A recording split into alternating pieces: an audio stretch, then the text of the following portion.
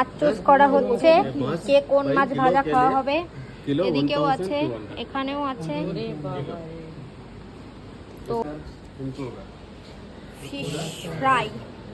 Fish fry আর rice, আর কিছু না। একটা গোটা মাছ নিয়ে ফ্রাই করে পিস পিস করে দেবে। তো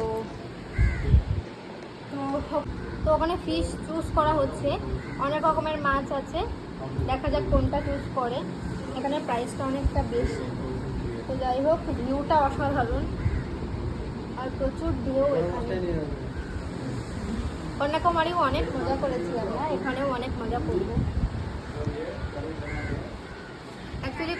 অ্যাকচুয়ালি কন্যাকুমারী না আরেকটা দিন থাকার ইচ্ছা ছিল, বাট আমাদের কাছে শর্ট টাইম, তার জন্য শর্ট টাইমের মধ্যে সব জায়গাগুলো কমপ্লিট করতে হবে।